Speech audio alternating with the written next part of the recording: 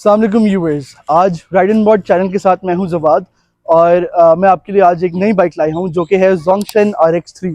ये 2017 मॉडल है। बट इसके बारे में बताने से पहले मैं थोड़ा सा अपने अपने बारे में आपको बताना चाहूँगा। चलो भाई, देखो अब मैं क्या करता हूँ। मेरा तो जो राइडिंग करियर है, एक्सपीरियंसेस हैं और जनरली पेरेंट्स को कन्विंस कैसे किया मोटरसाइकिल लेने पे। स्टोरी कुछ ऐसे है कि 2012-13 में मेरा कार से थोड़ा सा दिल उठना शुरू हो गया था। I been a car lover since I was a kid. तो बचपन में थोड़ा सा ना दिल मेरा मोटरसाइकिलों की तरफ आना शुरू हो गया था। मेरे कज़न थे जिनको बड़ा शौक था, उन्होंने थोड़ा सा और पुश किया तो मैं और ज़्यादा बाइक्स की तरफ आना शुरू हो गया। फिर 12-13 में मेरे भाई ने मुझे एक बुक लेकर दी जिसके अंदर बस it was an encyclopedia of motorcycles. उसको पढ़ पढ़ के समझने की उसको मैंने रट लिया और उससे दिल और भी चलना शुरू हो गया कि यार बंदे के पास मोटरसाइकिल होनी चाहिए। एहे रहा नहीं जाता। बड़े साल लगाए पेरेंट्स को कन्विंस करने में, नहीं माने। अंडर एज भी था तो बेहतर है कि नहीं माने। जब मैं फाइनली 18 साल का हुआ तो अब्बू को थोड़ा सा उस साइड पे मैंने कर दिया, कन्विंस कर दिया। अब्बू बचपन में बाइक से गिरे हुए थे तो वो तो बिल्कुल ही बाइक से अगेंस्ट थे। पेरेंट्स मेरे बिल्कुल भी नहीं मानते थे। बड़े भाई ने भी आज तक मोटरसाइकिल नहीं चलाई तो ये पहले ही मैं वखरा था। अपनी एक्सटेंड फैमिली का भी काफ़ी कम लोग हैं जो कि मोटरसाइकिल वगैरह प्रेफर करते हैं, स्पेशली जो बड़ी मोटरसाइकिलें होती हैं। स्टोरी कुछ ऐसे है कि 2015 में पार्क व्हील्स के थ्रू मैंने एक मोटरसाइकिल ढूंढी। 2005 Ninja ZX6R 600cc super bike होती है। मॉल टाउन में खड़ी हुई थी। मैं देखने गया, अब्बू को साथ कन्विंस करके लेकर गया कि यार ये बाइक देखनी है। अब्बू ने मान लिया, ये लेने का माना नहीं, सिर्फ देखने का मान लिया। तो ओनर से हम बात कर रहे थे, इन्फॉर्मेशन ले रहे थे बाइक की, तो अब्बू ने कहा कि ज़रा बैठ के देखो। जब मैं बैठा तो मुझसे बाइक संभली नहीं गई और मैं गिरने वाला था। तो उसके बाद अब्बू ने कहा बेटा तुम उतरो, और घर ले गए। और उन्होंने कहा कि बेटा ये बाइक तुम्हारे दिल की नहीं है, खत्म, bye bye, tata, goodbye, गया। ये बस की नहीं है, तो बेहतर है कि छोटी कोई बाइक लो। तब उन्होंने फिर एक 150-125cc बाइक लेने पे कन्विंस हो गए। वो YBR यामाहा की बाइक है। वो 2015 में ही यामाहा ने लॉन्च की थी, मिड 2015 अर्ली 2015 के करीब। ये अक्टूबर 2015 में मैंने अपनी फर्स्ट बाइक यामाहा YBR ली थी और तब मुझे 70 भी 3 दफ़ा मैंने चलाई थी और तीनों दफ़ा मैं गिरा था। तो मेरा राइडिंग एक्सपीरियंस भी अच्छा नहीं था। और मज़े की बात यह है कि जब मैंने YBR भी ली थी तो घर जाते ही मैंने सबसे पहली चीज़ अपने घर के बाइक गिरा दी, बाइक, और उसका वाइज़र टूट गया। अब हुआ ये कि नॉर्मल राइडर्स होते हैं कि थोड़े से डिसहार्टन हो जाते हैं, मैं नहीं हुआ। शाबाश बेटा, बहुत बढ़िया। मेरे अंदर एक ये था कि यार एक चीज़ है जिसका शौक है, जिसको एंड तक लेकर जाना है, और वो मोटरसाइकिल्स हैं।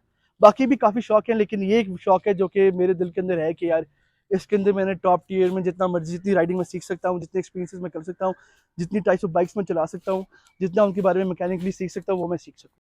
तो अब उस बात को 7 साल हो गए हैं और उन 7 सालों में मैंने काफ़ी तजर्बा किया है। डिफरेंट टाइप्स की बाइक चलाई हैं, डिफरेंट टेरेन्स में चलाई हैं। काफ़ी पाकिस्तान टूर किए मोटरसाइकिलों पे, सुपर स्पोर्ट बाइक्स रखी हुई हैं। तो as you can imagine experience मेरा काफ़ी हो गया है। मैं काफ़ी कॉन्फिडेंट हूँ मोटरसाइकिल चलाने में।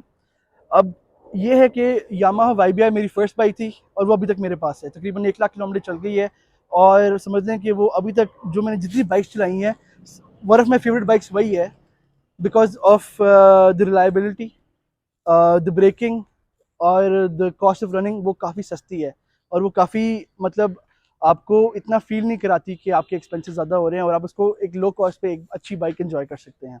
तो हम आज की बाइक पे चलें तो ये जैसा कि मैंने बताया 2017 जोंगशन RX3 है। ये तकरीबन 2 सालों से मेरे पास है।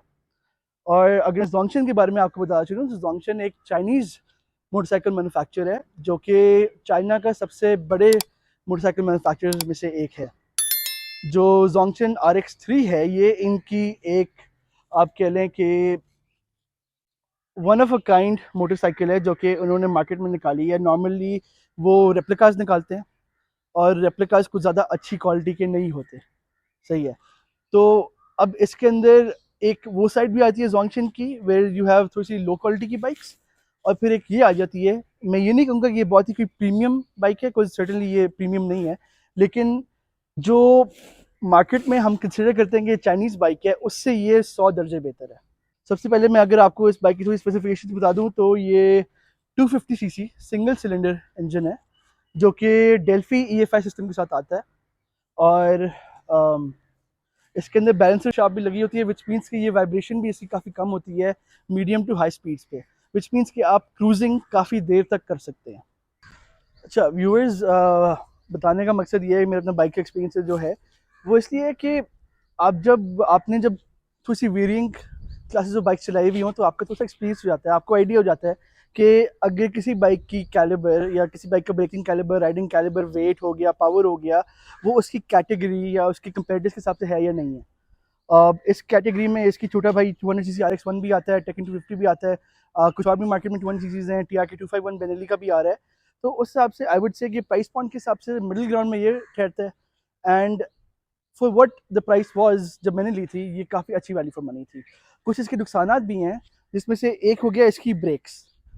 मेरा काफ़ी एक्सपीरियंस है सुपर बाइक्स पे, नेकेड बाइक्स पे, छोटी बाइकों पे, एंड आई हैव टू से कि सबसे ज़्यादा डिसअपॉइंटिंग जो मैंने सबसे बाइक्स रखी हुई हैं सारी, उसमें से मुझे इसकी लगी है। फ्रंट पे single piston caliper disc brake है और रेयर पे भी सेम है।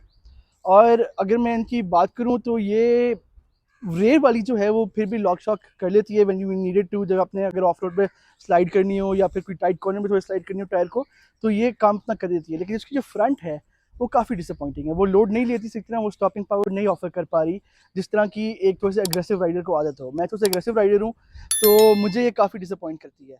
अब मैं उसी अगर बात पे आऊँ तो एज ए सेड मैं एग्रेसिव राइडर हूँ, और एग्रेसिव राइडर की जो एक बेसिक रिक्वायरमेंट होती है कि आपकी बाइक जब एडेड वेट हो तो तब उसकी परफॉर्मेंस है वो हिंडर ना हो। मसला ये है कि ये बाइक 170 kg की है, और अगर आपको मैं अगर ये स्टिकर बाद में दिखाऊंगा जूम करके, तो इस स्टिकर पे जोंगशन वालों ने लिखा हुआ है कि ये पिलियन के साथ राइडिंग पे रेकमेंडेड नहीं है। इन्होंने बैक सीट और फुट पैग्स दिए तो हैं फुट पैग्स, लेकिन जब आप पिलियन को बैठा के आप राइड करते हैं तो आपको फील हो रहा होता है कि बाइक की जान भी थोड़ी सी कम है, बाइक की braking power, braking distance increase हो रहा है, बाइक की हैंडलिंग थोड़ी सी एडवर्सली है। हैंडलिंग ज़्यादा इफेक्ट नहीं होती, लेकिन मेन चीज़ जो है इसकी इंजन पावर, इसकी ब्रेकिंग है, थोड़ी सी इफेक्ट होती है। ओवरऑल अगर मैं रिलायबिलिटी पे आऊँ तो ये बाइक काफ़ी रिलायबल है। जब मैंने ली थी तकरीबन 20,000 किलोमीटर चली हुई थी, अब तकरीबन 25-1,000 चलाई हुई है। इसके ऊपर असली में RX1 का स्पीडोमीटर की वायर लगी हुई है, जिसकी वजह से इसकी ओडोमीटर की जो रीडिंग है वो थोड़ी सी कम आ रही है, चली हुई ज़्यादा है। और अगर रिलायबिलिटी के हिसाब से मैं बात करूं तो ये बाइक मैंने जगह जगह पे चलाई है, घुटने तक पानी में चलाई हुई है। अच्छा, इसका एग्जॉस्ट थोड़ा सा हाई है तो ये स्टॉल नहीं होती, ये कहीं बंद नहीं होती। लेकिन उसके अलावा आज तक इलेक्ट्रिकल इशू कोई एज सच इस बाइक के अंदर बड़ा नहीं आया। छोटा मोटा रेक्टिफायर का आ जाता है, या फिर अगर आपने लाइट लगाई हुई है, जोंगशन ने इस बाइक के अंदर डेडिकेटेड लाइट स्विचेस दी हुई हैं, जो कि अगर मैं आपको दिखाऊं वो इधर करके हैं, जूम में हम आपको बाद में ऐड करा देंगे। इसके अंदर नॉट A1 और A2 की ऑप्शंस है, विच मीन्स कि आप इसको नॉट पे कम्प्लीटली ऑफ भी कर सकते हैं, A1 पे एक कोई अपनी लाइट या सिगरेट लाइटर कोई चार्जर लगा सकते हैं, और A2 पे आप दूसरा लगा सकते हैं, और ये वन एट ए टाइम काम करेंगे। या तो आप एक A1 यूज़ कर सकते हैं या A2 की डिवाइस यूज़ कर सकते हैं। तो इस बाइक के अंदर मैंने काफ़ी टूर्स किए हुए हैं, कश्मीर हो गया, कुमराट वाली साइड हो गई, लोअर पंजाब हो गया, एबटाबाद से आगे जो सारे काकान वाली वगैरह होती है, स्कर्दू गिलगित तक नहीं गया अभी तक। इस पर प्लान था, इस साल कैंसिल हो गया।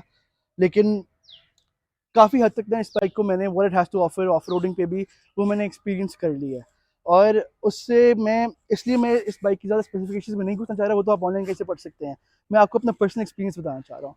First of all frame wise ये बाइक मैं खुद आपको अपने पर्सनल एक्सपीरियंस से बता सकता हूँ कि इसका जो फ्रेम है ना काफ़ी तगड़ा है, इम्पैक्ट ले सकता है। नॉट जस्ट के बाइक अगर थोड़ी बहुत स्लाइड भी करे, गिर से जाए, वो तो मैं 4 से 5 दफ़ा ये स्लाइड हुई भी है, मड में ऑफ रोड में गिरी भी है, तो हिलते भी नहीं है।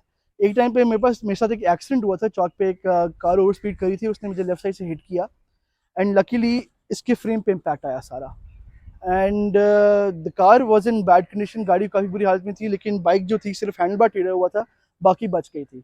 विच गोज़ टू शो कि ये बाइक कितनी अच्छी क्वालिटी की बनी हुई है। इसका फ्रेम हो गया, उसके ये क्रैश गार्ड हो गया, रियर पैनियर का फ्रेम हो गया, सारा कुछ बहुत अच्छी क्वालिटी का है। व्यूअर्स हमारे प्रोड्यूसर कह रहे हैं कि थोड़ा सा जल्दी करना है, तो मैं आपको बस जल्दी से लेके चलता हूँ। बंद करो हाथ जोड़ के। मैं 3-4 और फैक्टर्स हैं जो कि इस बाइक के अगर मैं कहूँ कि मैंने थोड़ा चेंज किए हुए हैं। तो पर्सनली मैं थोड़ा सा टॉल राइडर हूँ, थोड़ा सा बल्की राइडर हूँ, तो मैंने इस पर हैंड बार रेजर लगाए हुए हैं, जिसकी वजह से मेरी बैक पे लोड कम आता है, मैं घंटे घंटे बाइक चला सकता हूँ विदाउट एनी इश्यूज़।